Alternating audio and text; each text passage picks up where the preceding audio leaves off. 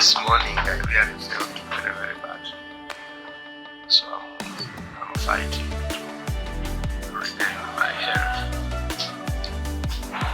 And so I think in that recovery, your presence is a good medicine to give me energy and morale to deal with those challenges. I must also join those who have spoken to thank and congratulate the women activists that have created a new mark in the struggle in activism. That women who have been largely kept out of the front line of struggle, taken it with a very big bang. I really thank you and congratulate you for the leadership. For the leadership you have provided in the struggle. Women are some of the agenda differences.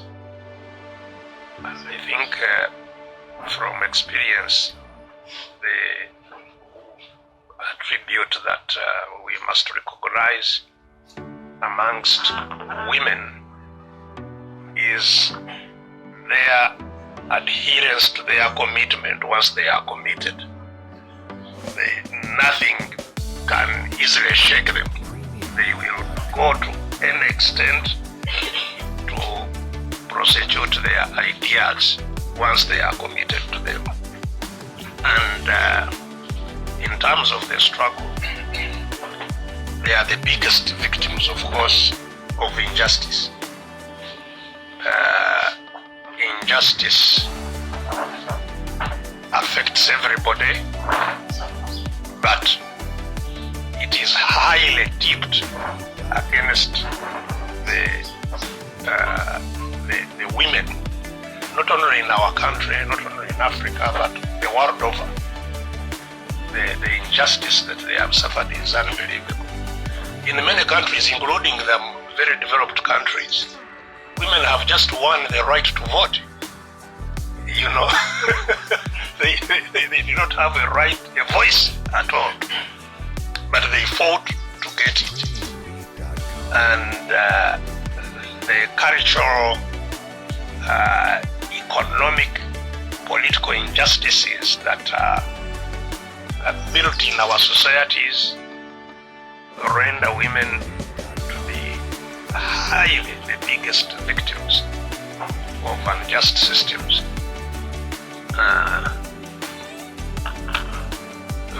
Regrettably, and maybe we will talk a little more about that, is that once you have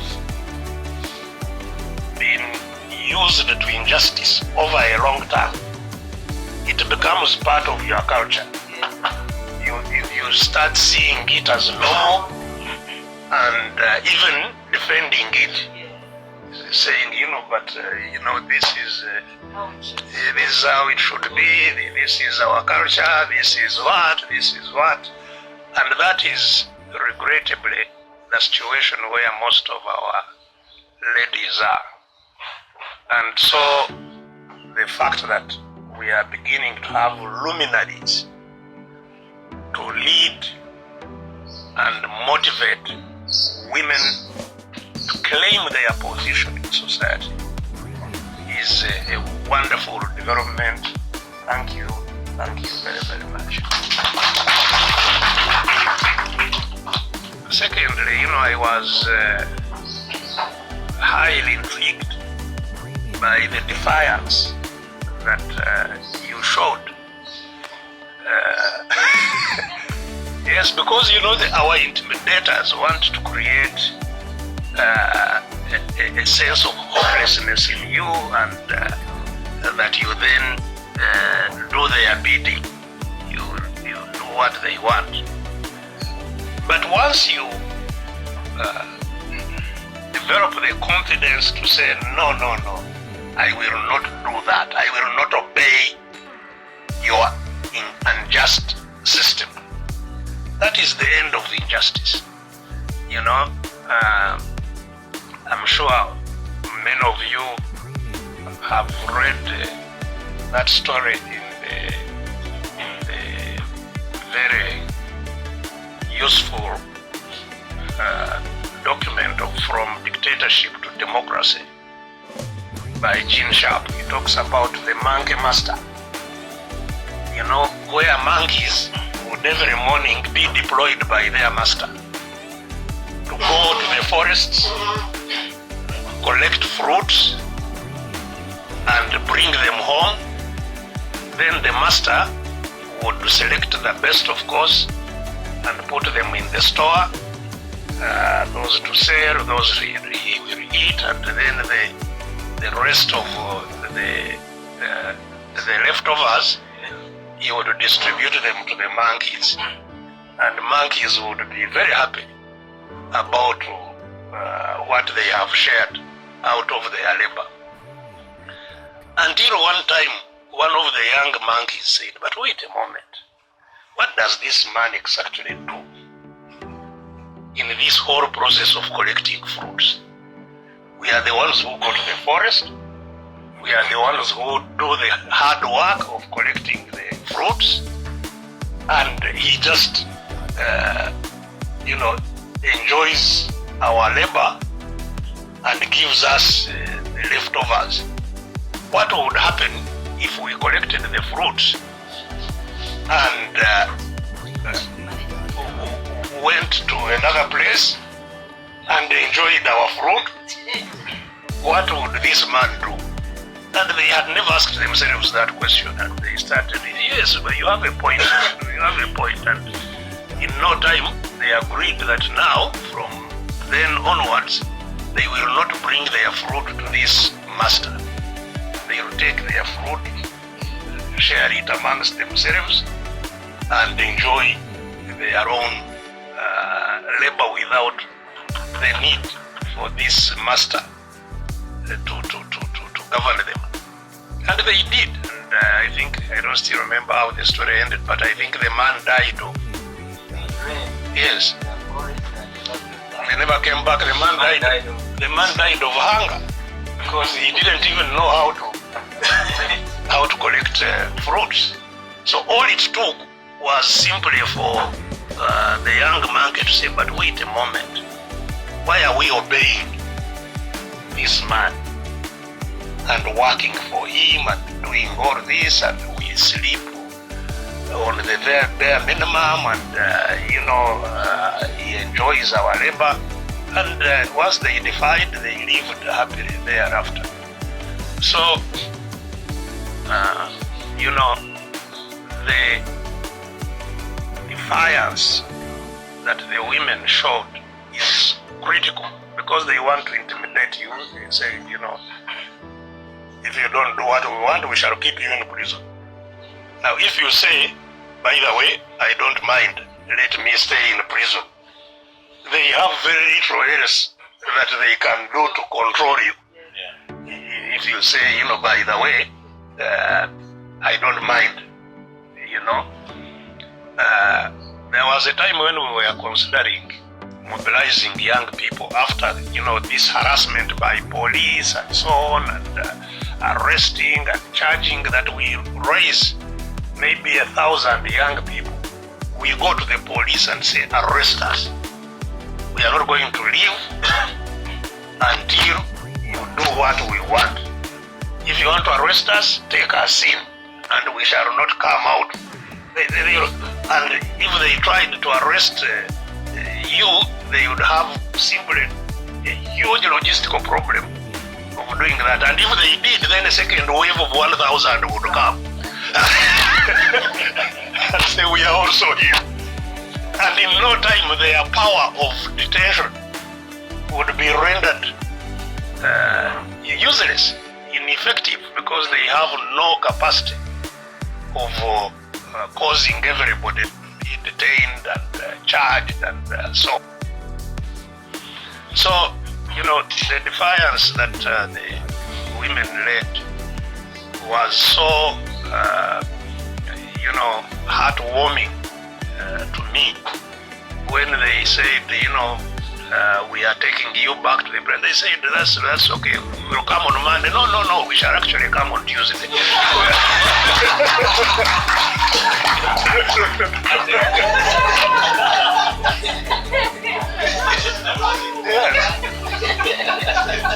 Now they'll think twice the next time they want to arrest you, thinking that is a matter of terrorizing you to do their will. And so I am very grateful for the leadership that you have provided in a very difficult circumstance, because the reason we are in this exercise of wake up, people are so intimidated, that they feel terrible, but they think they can do nothing about it.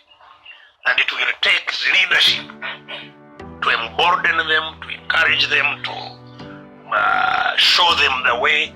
And once they overcome their fears, that will be the end of this situation. So thank you very much. Now,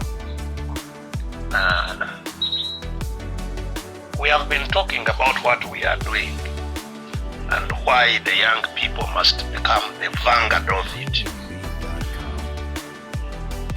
What we are doing is completing the revolution of our people regaining their freedom. Because when the British came here, and sometimes even before they came, there were communities that were dominating others. But more especially when the British came, they made it institutional domination. We were formally declared subjects of the Queen of England. Formally, our land became the land of the crown. It became crown land. It became the land of the British Queen. And so they dominated every aspect of our lives, and did so for a whole about 70 years. Now, certainly our people started to resist, and resistance is really natural. People, when they are oppressed, they will soon start resisting. So our people started resisting the British. And in no time, the British realized that the resistance struggle of the Ugandans would not be overcome easily by their force, because they were simply using withdrawal of cooperation. The British needed taxes in order to do their colonial project. And they had made an alliance with the Indians, who were controlling the commerce, and used also by the British to manage middle level administration. So the British and the Indians enjoyed a special class. The ordinary Africans were at the very bottom of the rank. They were the doormats of the British and the Indians. And once these people realized that, by the way, we can disempower this group if we don't buy their products, they will not raise taxes, they will not be able to do what they are doing if we boycott what they are, their trade. And they quickly organized and carried out massive boycotts. If you defied them and went to the Indian shop, they had OP's observation posts to see who was defying. By the time you go back home, they have already cut down your plantation, they have already punished you in a manner that will not allow you to go back. And soon the British realized that this was not a struggle they could win. And that's how they started now negotiating for self-rule. Of course, it was not intended to be genuine self-rule. They now wanted to have indirect rule, rather than the governor and the white DCs and the policemen and so on enforcing their will. They would now co-opt Ugandans to do exactly what the other ones were doing, and also raise them to a new enjoyment, get to the level of the Indians, the local people, co-opt them, bribe them to do exactly the repression they were doing, exploitation they were doing on behalf of the British. And that's how, when the empire collapsed, they formed the Commonwealth of these nations they were running together. The Commonwealth is still led by the Queen, and basically supposed to do exactly what she was doing directly. So after independence, it became even more challenging for locals to now struggle and regain their full influence. Because whereas the British were easy to identify as the problem, they had a different color, they were living in the Boma. Now these black, white could not easily be distinguished from their own folks, and they employed all kinds of tools that are used by the British are exactly the same tools that are used by the indirect rulers. You know, if you go to Ruzira, that's where this indirect rule is very highly developed. There are prisoners who have advantages. You know, the Katikiros, the RPs, the RPs, the advantaged prisoners who have money and can pay these people and so on. So these people have advantages. They are not transferred, for example, which is what happens in the prisons, transfer from one prison to another. They are not deployed in the fields to do labor and so on. So and they get soap which others don't get. They get some advantages. And for that, they are extremely loyal and highly driven to implement the will of the prison authorities. In fact, they are more ruthless than the prison authorities in some instances. So this is absolute indirect rule, just like the one we have now, or that has been on since independence, where the control of all the wealth belongs to the master, and they are only helped by these agents of the rulers to appropriate all the wealth to their benefit, and in the process they themselves also get something. This is how exactly our countries are run. You know, that's why you see foreign investors have a free hand, full sway over how they manage our resources, unlike the local people.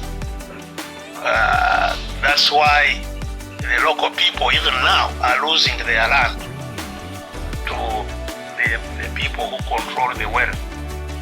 That's how they control your taxes and use it for their benefit and the benefit of their agents, and you nothing, or just crumbs, you know.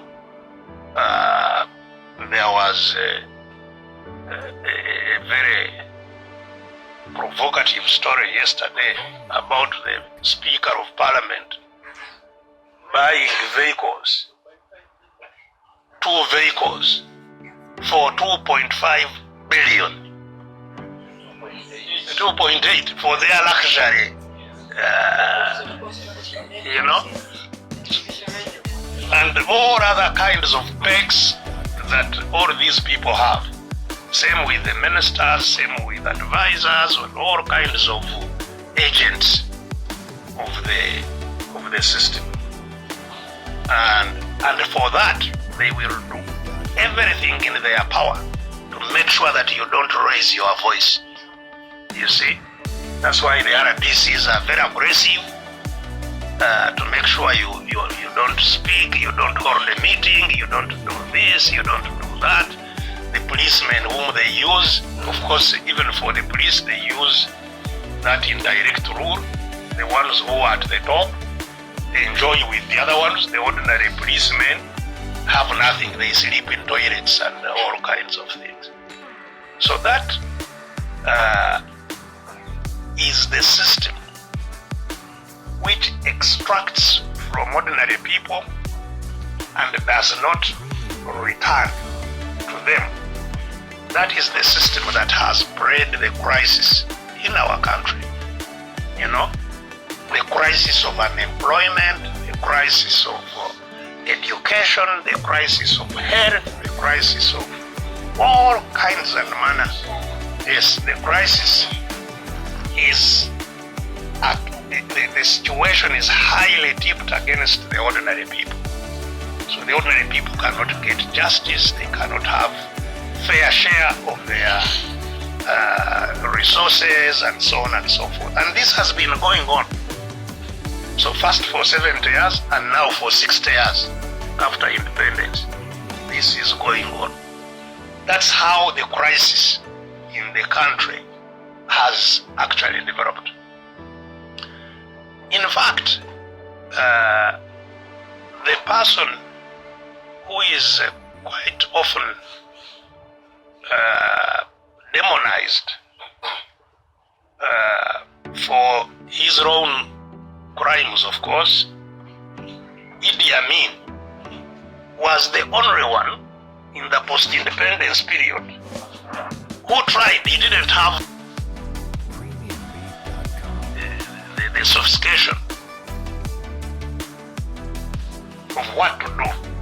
But his attempt was to get Ugandans to become involved in their own economy, in their own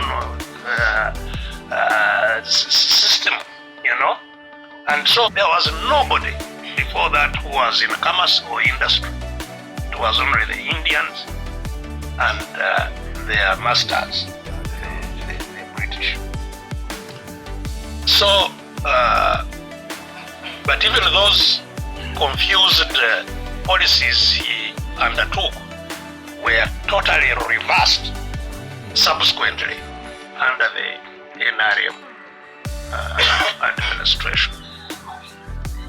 And so, you know, that's why even during Idi Amin, I was at Makerere at that time.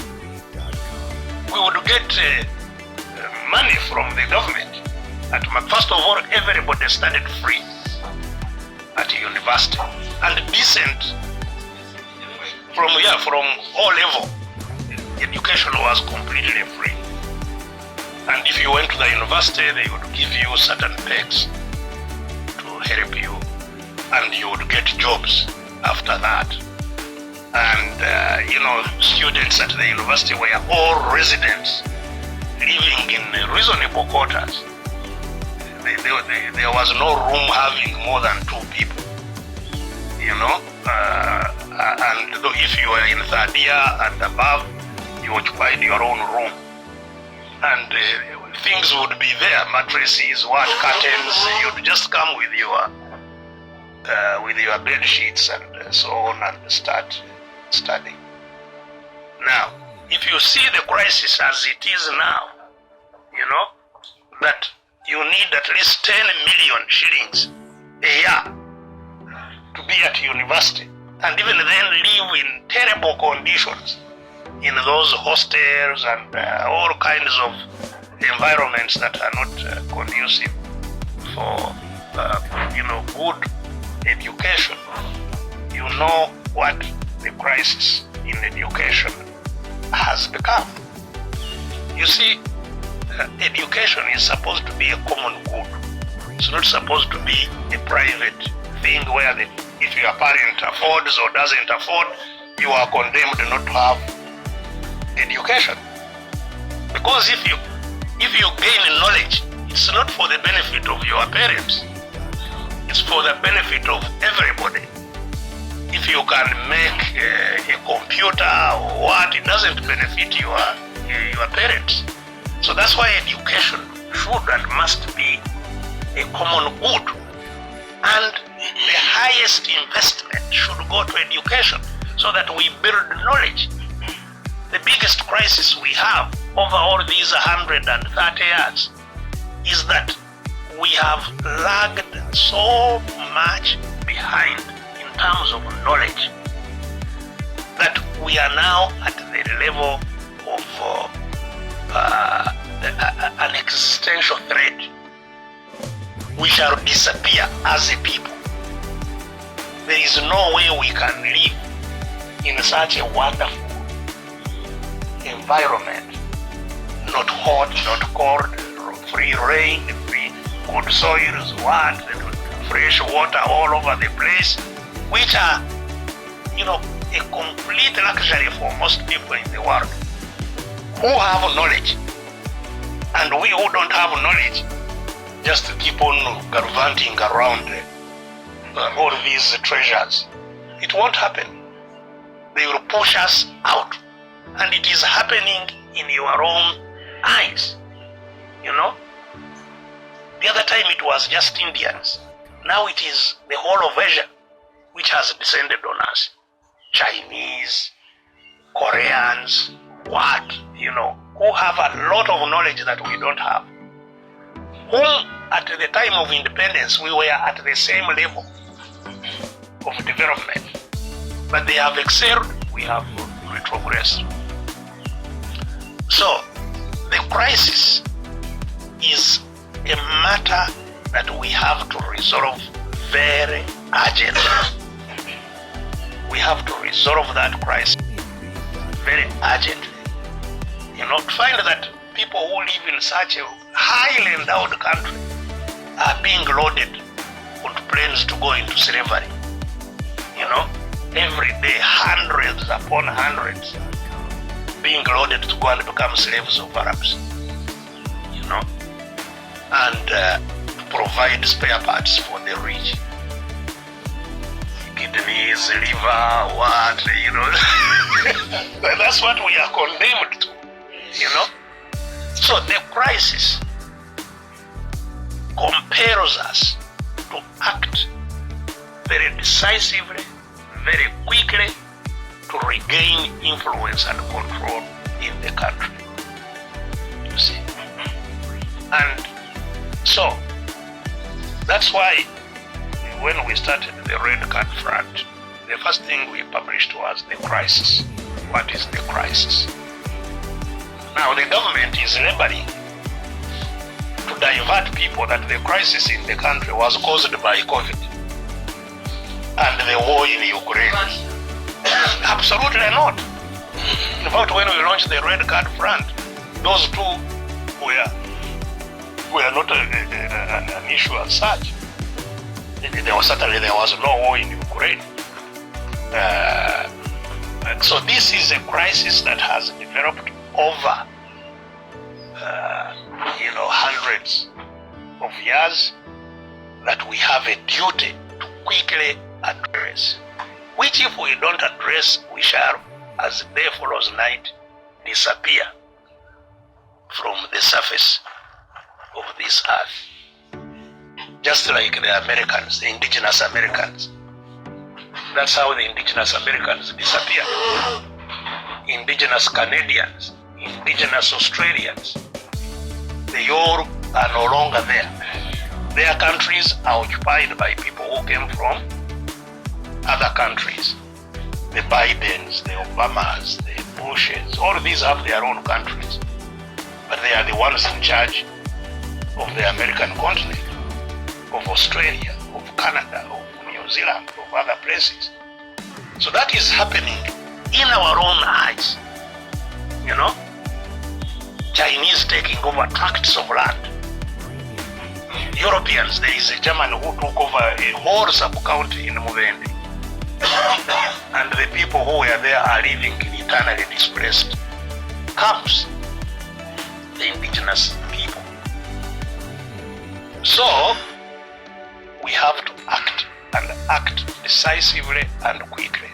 How do we do that? This has been the subject of an intense debate. What is the strategy for ending domination, regaining our freedom?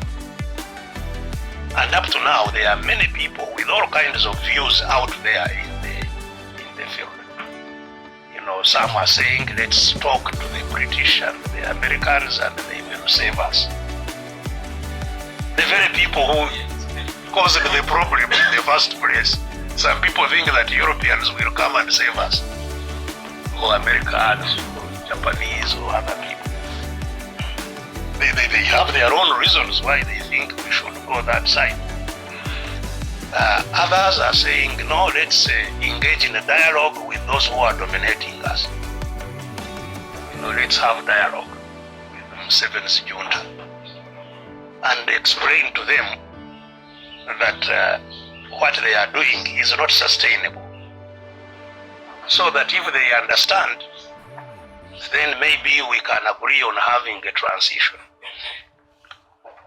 to a situation where people have more influence. And they have their own reasons for advancing those views. There are many dialogues have been organized by church leaders, by all kinds of people, political leaders, and so on. Which we ourselves consider a futile exercise. Now, it's important also to know that strategy does not mean that if you have a strategy, maybe of dialogue, that you may not engage into other things. You must separate strategy and tactics. Strategy is the method you will use from the beginning to the end in solving a problem. The constant is the strategy. But along that strategy, you can tactically apply other modes of struggle, but only tactically, not in the strategic sense. So the question is whether dialogue will free us strategically, whether the external people, the international community will free us. Some people, of course, are saying let's organize and defeat those dominating us in elections. You know? And that's one of the debates we had in FDC. Let's build strong structures. Let's maybe aim at having a common candidate. Let's maybe train our candidates. Let's maybe work for reforms so that there is a fairer system, and so on and so forth. There are people who think that the strategy should be in developing our capacity to overcome domination through elections. Now, this is an area where we have engaged extensively with a view that that cannot be the strategy. When the state is totally captured, as in the case of our country and most of Africa, all institutions are captive. Those are not institutions that will organize an election and announce you as a winner. It will simply not happen. And to the contrary, actually what we have witnessed is that the elections, apart from causing some kind of legitimization of the system, say, but we have elections, you win some, we win others. So there is no problem. You know, we have a fair system. How else do you win if the system is not fair? Of course you win when you are allowed, generally, or when it doesn't cost them that much, so that it gives them that legitimacy. That after all, you know, they won there, they won there. But not that you will end domination through election as a strategy. Now, elections can be a tactic. Elections can be used as a tactic to mobilize, to organize, to empower our people to engage in the struggle. And to that end, yes, we support. We have never called for a boycott of elections. We support elections, but provided they are focused in achieving that, in conscientizing people, in organizing people for struggle, not just to be declared a winner and it ends there. So it has advantages. The elections have advantages. They also have disadvantages because they are used to divide us, starting with the primary elections. You know, they come and cause a lot of mayhem. It's an opportunity, a wonderful opportunity for divide and rule, you know, and they have the resources to do so, the money, the what, so they can say, you know, they can support somebody who is ostensibly an opposition, but who in every sense is really an agent of the regime. And they put resources and make sure that the one who is a real strugglist does not achieve that. So, but this has been a debate, the role of elections in the struggle. Should we take it as a strategy or not? And as I have said, our own view is that elections can be tactically applied, but they cannot be a strategy for regaining control of the country.